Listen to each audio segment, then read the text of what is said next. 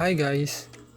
I will show you how to install and configure a web server on Windows Server 2008. First, go to Server Manager, then under Roles Summary,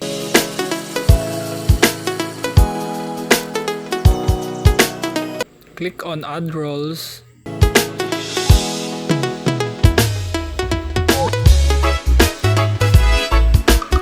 then select Web Server or ISS from the list and click Next.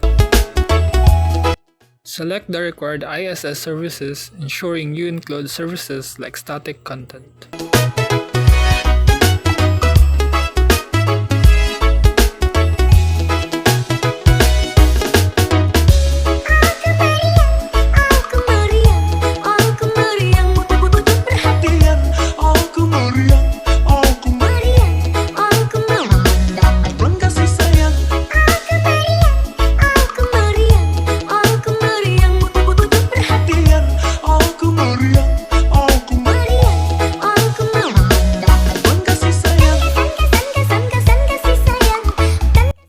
Next is to set up a basic web server. Create a directory on your server where you will store web applications. Under the Connections panel, select your server, then click Sites, then add website.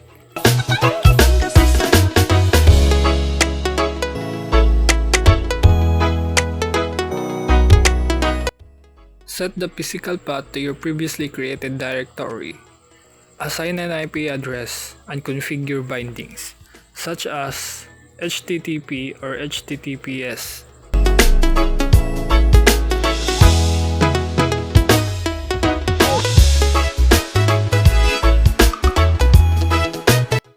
Create an HTML page, for example.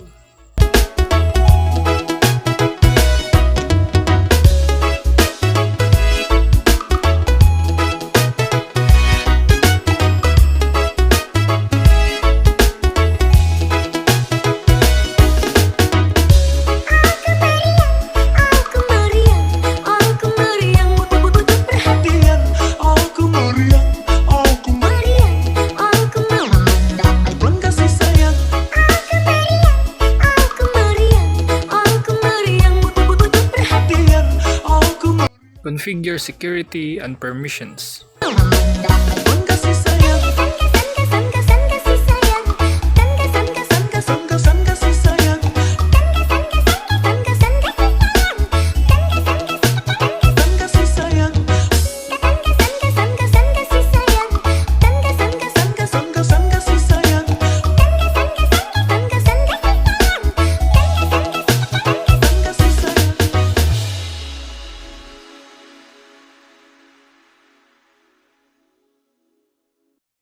And lastly, we will run the server or test the web server. Also, we will test the web server outside the Vmware.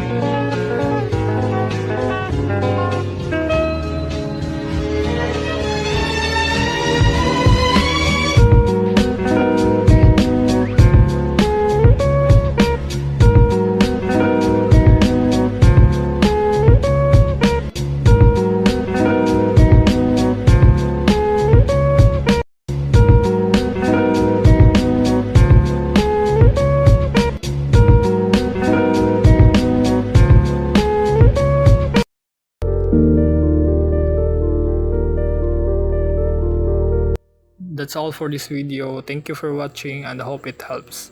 Like, share, and subscribe.